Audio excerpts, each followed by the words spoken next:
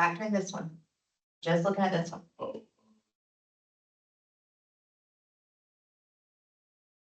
There's no coefficient here, so I'm just looking at this number. The negative 16, and I want them to add to give me what?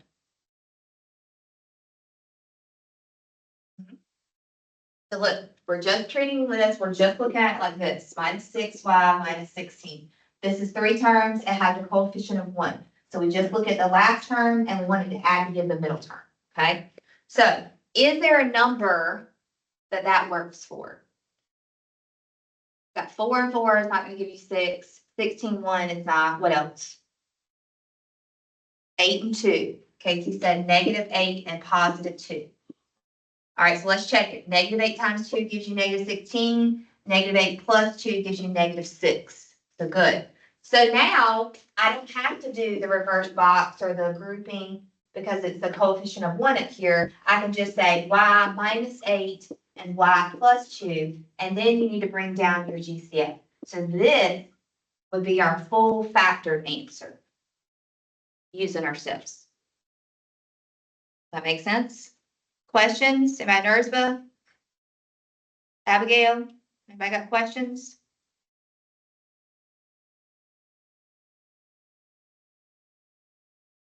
All right, we want to do another one. Y'all want to try one on your own? I can't see. Try another one. I really want to do one with the coefficient.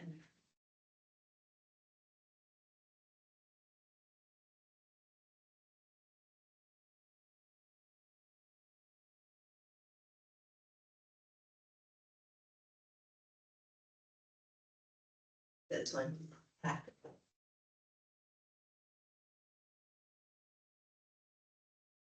All right, you guys try this one. Try this one on your own. Factor 4y squared minus 16y plus 15. Remember, check for GCF, which there's not one. And then remember, you're going to multiply the last term by the first term. And you want two numbers that multiply to give you that term, but add to give you the middle term. You may have to try some stuff, and it might not be factorable. It is.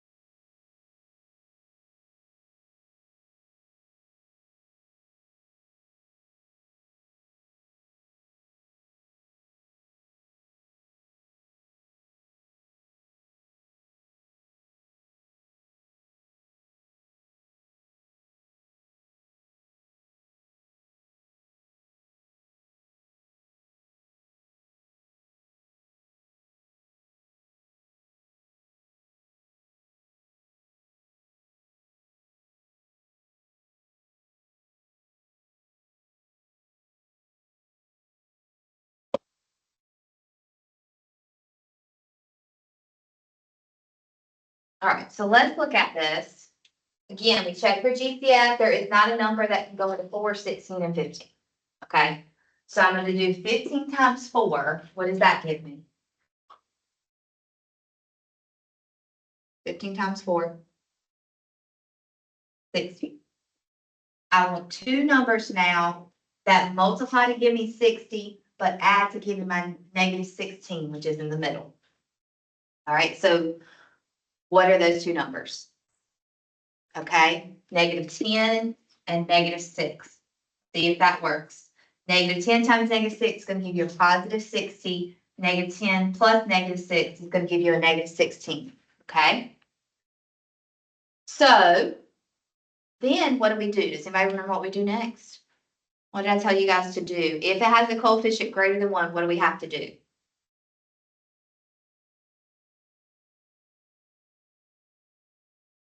Anybody else remember?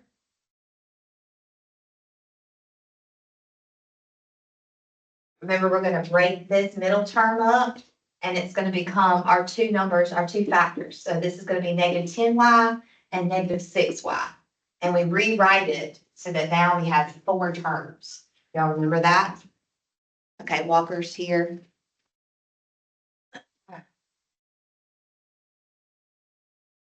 Okay, I'm getting you, I'm marking you present, Walker.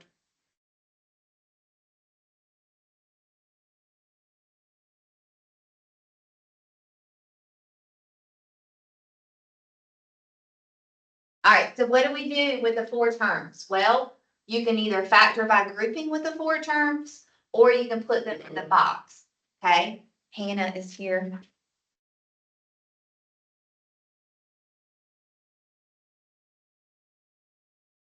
I got Hannah, thank you. Just leave this out while everybody's getting on.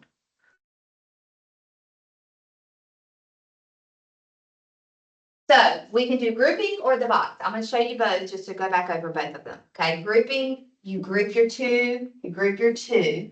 Now you have to be very careful with your signs on the grouping, because remember, your goal is to get the same thing on each side of the parentheses. So what can I pull out of both of these? What do these have in common? What's the GCF of both of these? 2. And what else do they both have?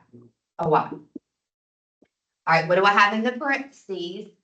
2y times what's going to give you 4y squared, 2 times 2, and then we need another y, right? And then 2y times what's going to give you a negative 10y, negative 5. Caleb is here. Okay. Got Caleb down. All right. Now we're going to do the same thing over here, but you're going to have to be careful with your sign. So what do these two have in common? A 3, right? And if I pull out the negative, is that going to mess me up? Let's see. We'll try. All right, 3 times what's going to give you a positive 2y. And now think, a negative, and what are we going to have here? A negative, right? And that's going to work, okay? So notice how I went ahead and pulled out the negative with the 3. Because again, you want the same thing here and here. Now, personally, I think it's easier to put it in the box and look at it there. So our factor becomes 2y minus 5 here, and then you group these, and you have 2y minus 3 as your two factors.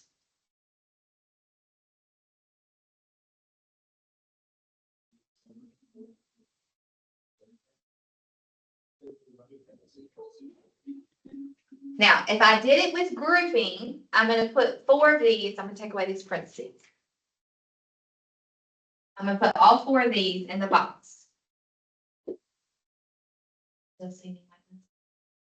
We've got 4y squared minus 10y minus 6y and 15. Now, the difference with this one is you have a negative in your diagonals. So you're going to have to bring out your negatives on the corner. Okay. So notice you have a negative here and a negative here, and this number is positive. So we're going to bring out our negative here and our negative there. Okay. And again, you look at these 4y squared and 6y, what do they have in common? They both have a 2 and a y. 10y and a 15 is going to be a 5. What do these two have in common? They both have a 2 and a y. And then these have a 3. And if you check it, 2y times 2y is 4y squared. 2y times negative 5 is negative 10y. Negative 3 times 2y is negative 6y. And negative 3 times negative 5 is 15. And again, you're going to get the same factors you did with the grouping. And again, I don't care which way. Yes. Yeah. I don't care which way you guys. Okay, Cheyenne is here.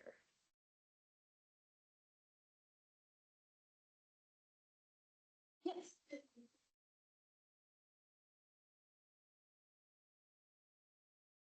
You have to do this yet, because if you have to have 4 terms to be able to put the box. You can't put 3 terms in there. And you want to make sure you get the right terms that go in there, because your factoring, your problems would be different, your numbers would be different. So, yeah, and see, that's what some people get confused. They just want to get these two numbers and say, oh, I can just make up the numbers from those, but it's hard to guess and check with something like this. All right, Deanna is here. Okay, I think the only person I'm missing now is Mackenzie Horn.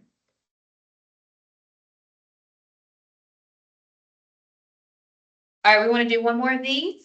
Do one more of these?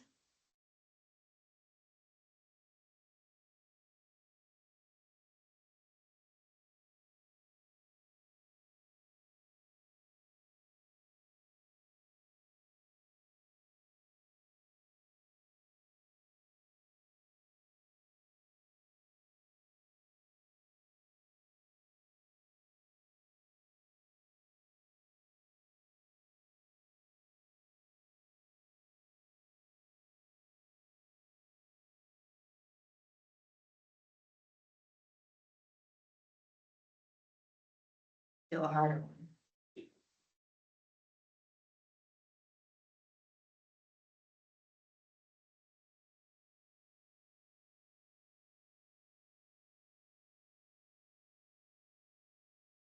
All right, guys. We're gonna do a little bit harder one. Write this one down and go ahead and find the GCF first.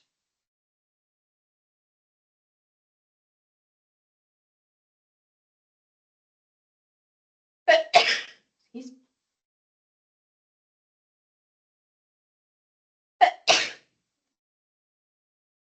Like that might be it. Throat's itching.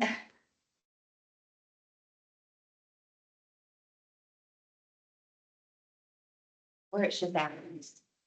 One or the other. Fall seems to be my worst season for allergies. Which is weird because you would think it'd be the spring, but it's not. Spring, fall, and winter. Yeah, you're all of them. That me too. I'm pretty much all of them. I'm allergic to everything. I actually have an allergy test next week. I need to look at what the time is. Cause now I think I'm allergic to wasps because I've been stung twice in summer and my whole leg's full. So they gave me an EpiPen to have just in case, but so I have to do the whole testing thing. That's not gonna be fun, but hopefully I won't have any kind of anaphylactic reaction.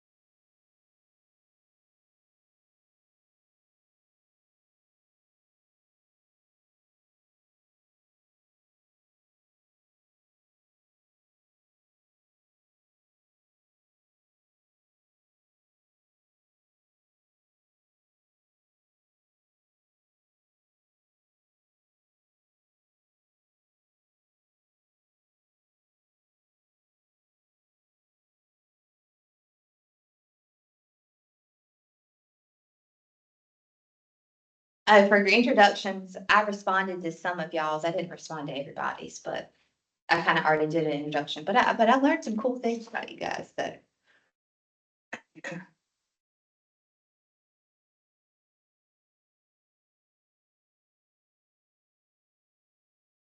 All right, so let's at least go ahead and make sure we got the GCF part first.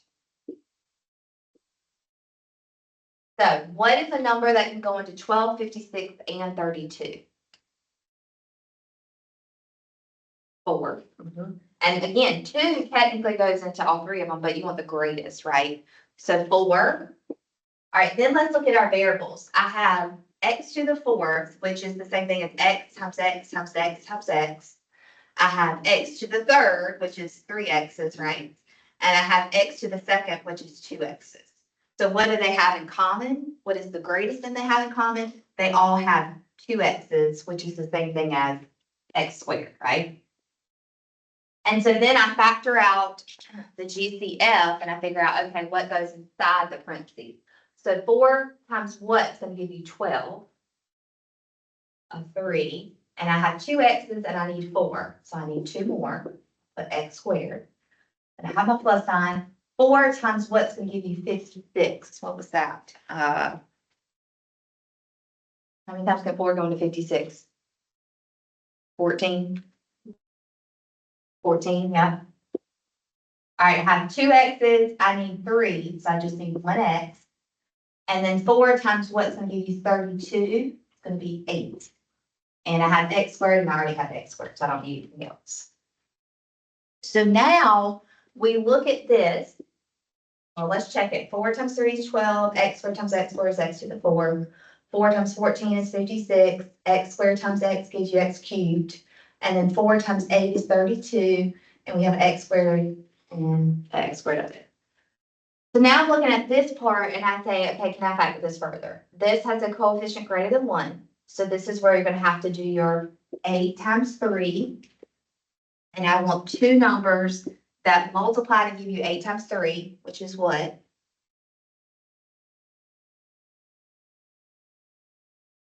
Oh, 24. Right? Am I right? Okay.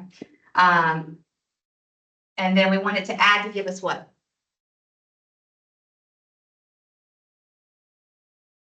Middle term.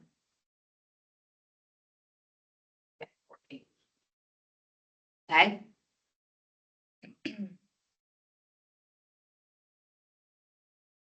Is there a number that works for that? Let's see. Let's break down our numbers for 24. We've got 3 and 8. That's not going to give us 14. We've got 1 and 24. 12 and 2 would work, right? So it's going to be a positive 12 and a positive 2. Okay. So again, I have to do that because in order to factor these, I have to have 4 terms. Okay. And so what happens is now this 14 breaks up into a 12x and a 2x. And notice I'm not changing this problem. Doesn't 12x plus 2x give you 14x? So we're not changing the problem. We're just rewriting it so that I have 4 terms. Does everybody understand that? All right, now I want you guys to factor it. Put it in the box or do grouping and find your 2 factors. Give you a few minutes to do it. But put those 4 terms in the box, inside the box, and then pull out the like terms, the GCF, or you can do it by grouping.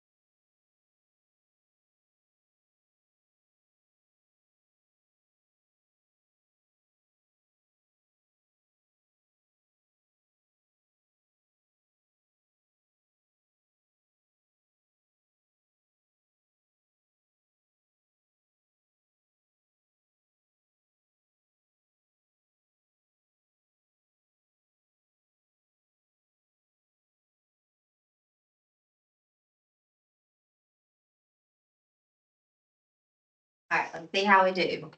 I'm gonna put mine in the box. Got 3x squared, 12x, 2x, 8. Now, you could have also put the 2x here and the 12x here. It would make a difference, okay? The only thing these two have in common is an x. The only thing these two have in common is a 4. These two would be a 3x, and these two a 2. And then I check it. 3x times x gives you 3x squared. 3x times 4 gives you 12x. 2 times x is 2x. 2 times 4 is 8. So my factor becomes x plus 4 and 3x plus 2. And then remember, you have for your factored full answer, you have to bring that back down, your GCF. And so this would be our full answer, our factor. Questions on this? I got a question?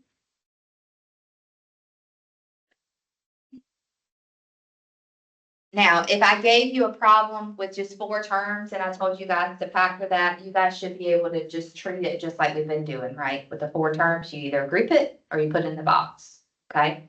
So I'm not gonna really show y'all one of those because I feel like you guys know how to do it already.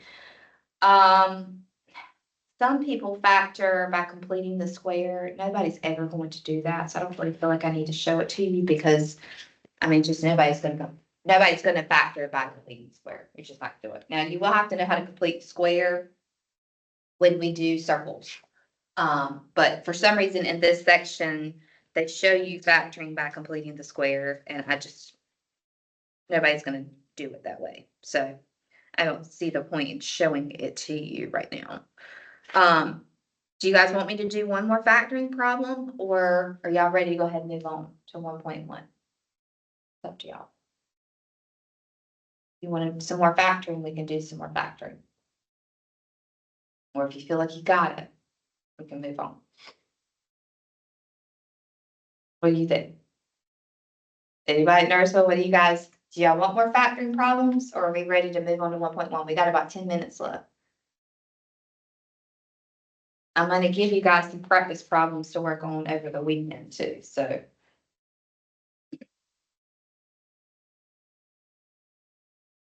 Crickets. I don't hear anything from anybody. Oh, like to move on. Casey responded. Okay. All right. Write these problems down. I do want you guys to practice these over the weekend. Okay. That way on Tuesday we can go over them. Page 59 in your book. And again, this is not a grade and you don't have to do it, but I think it would be helpful. Page 59 in your book, let's try problems 80, 84, 86, 94, 100, 102, and 108. I want to do 124. These are all on like a little block, on your book.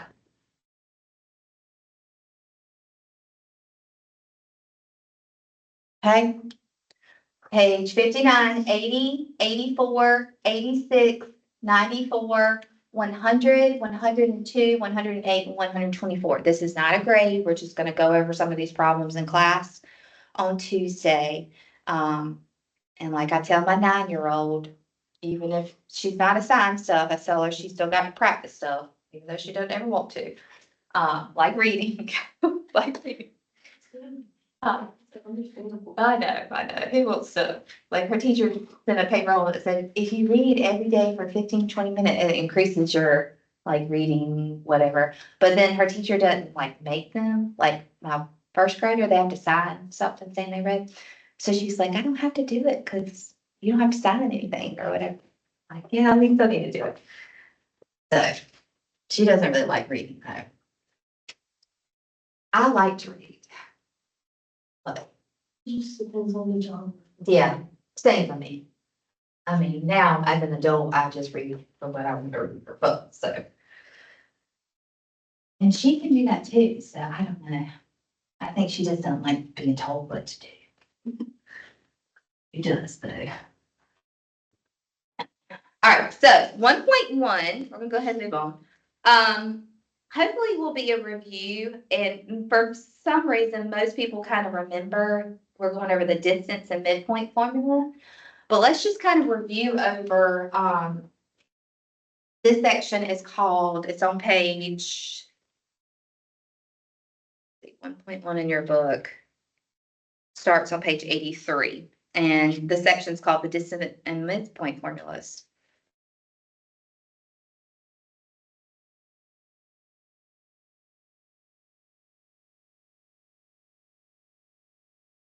I try to stay ahead, like in class, of like the noodle, so that way we're a little bit ahead.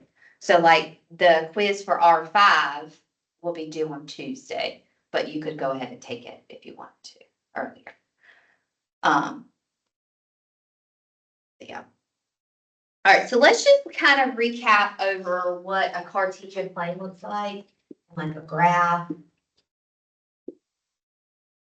So this is called your Cartesian plane. Also just called a graph. Does anybody remember what is this axis? X. The horizontal axis, x-axis, this is the y-axis. Anybody remember what this is called? The what? It's like a star, you know. Yeah, it's the middle of it, anybody remember? Starts with the O. Origin. There we go. All right, so this is the origin. I mean, we don't you don't normally just call it that, you just, I'm just going back over it, just so y'all have it, which is what ordered pair would that be? 0, 0. As long as you know that, that's all I care about. I'm not gonna quiz you on, I don't think I do. There might be a definition question in there, but you can use the book on it. All right, the main thing from this is I want you guys to know how to plot ordered pairs. This is called an ordered pair or a point. We also call it a point. Remember, for your ordered pairs, you're always going to do your x-axis first. So this is always your x and this is your y. You also need to know your quadrants. These are called quadrants. You have 4 quadrants. So this is quadrant 1. This is quadrant 2. This is quadrant 3. And this is quadrant 4. We use Roman numerals a lot in math for things. So these are your Roman numerals. I always like to tell people it's counterclockwise. And if you think of quadrants, you start here and then you end there with your cube. So that's a trick that I tell people to remember. So start here, end here with your cube, quadrants. That's the order of it. Okay. So if we're plotting point, if I could use this, I would just pull up a nice graph and write on that, but it seems like people can't. It's very frustrating.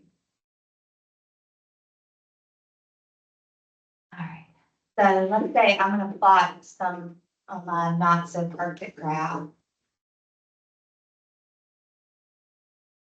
Okay. Let's plot the point A is 2, 4.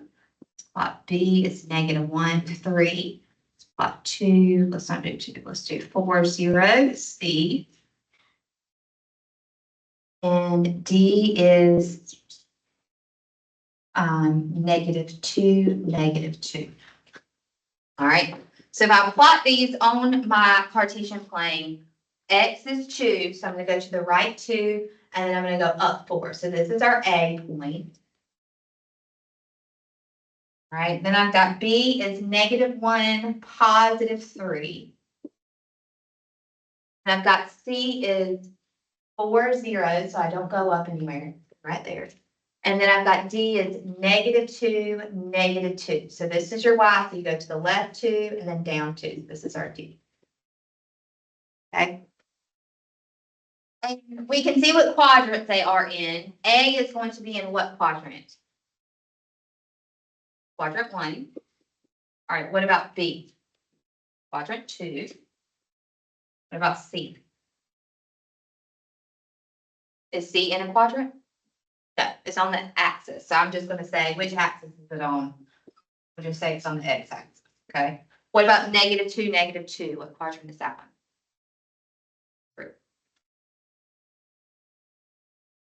Okay, questions on that? All right, so from this, you're gonna have to be able to know how to find the distance between 2 points and also the midpoint of 2 points. The distance is just the distance from the 2 points. Does anybody remember what the distance formula is? Oh, cheating and looking at the book.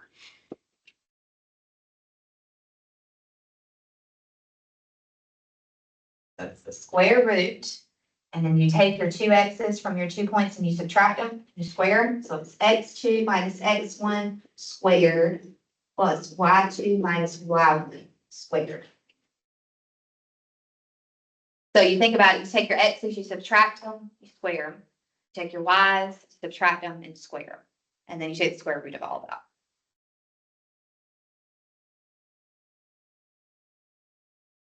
Does that sound familiar to y'all? Yeah. I'm trying to remember when. I want to say math one is probably when you saw it first. I didn't see this until like math 3. Math 3, really? Okay. Oh, maybe math 3. It's been a long time. It's been 10 years since I taught math. I don't even know if I taught math 3. I taught math 1. Maybe math 2. Math theory is probably just like. To the try to like. Combine it all. Did y'all use the unit circle in math 3? I think Yeah. See, that was different because like I used to teach it was algebra 1, then algebra 2, then it was AFM or advanced functions, I think, under those two. And geometry, you had geometry by itself.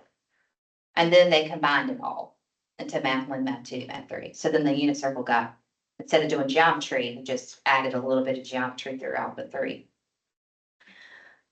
Which we didn't really like that much. And so now you've got the algebra part in this class, and then the math 172 is the geometry part. So y'all have had a little bit of it, but, all right, so let's say I got 1 minute. I want to find the distance between these two, okay? And they're both 2. Now you could, what we would do is this is your X and this is your X. I would say this is X1, this is X2, this is Y1, this is Y2. Oh, wait, I'm looking at D. I want B and A, excuse me. Let's do this one and this one. Okay, I'm looking at these two. I apologize. This is A and B. All right, so I would subtract my X's. So I would do, this should be X2, sorry. -1 minus 2 squared plus 3 minus 4 squared, and I take the square root of it.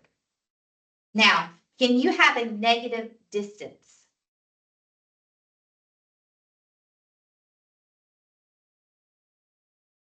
If I say from here to Cookout, do you ever give me like it's -22 miles as your answer? No. Okay, so we don't have a negative distance. So that is why you end up squaring it. That's in the formula. It's always going to be a positive number when you do this. Okay. So I'm running out of time. This is going to be what, -3, and you square it, which is going to make it a positive. This is -1, and you square it, so you end up with +9 plus 1, which is the square root of 10. And that's going to be like a decimal of 3 point something. But I'm okay if you guys leave it as square root of 10. Okay? All right, that's all I got time for today. We will finish this on Tuesday. Monday is a holiday, so don't come on campus on Monday. I'm sure y'all don't go to school either, right? So y'all get a little bit of a break. And if you guys want to go ahead and do your R5 folder stuff on Moodle, you can. If you want to wait till Tuesday, you can wait till Tuesday too. Okay? Email me if you guys have any questions. And I'm going to try to remember to post this recording and then also Tuesday's recording on R5 stuff.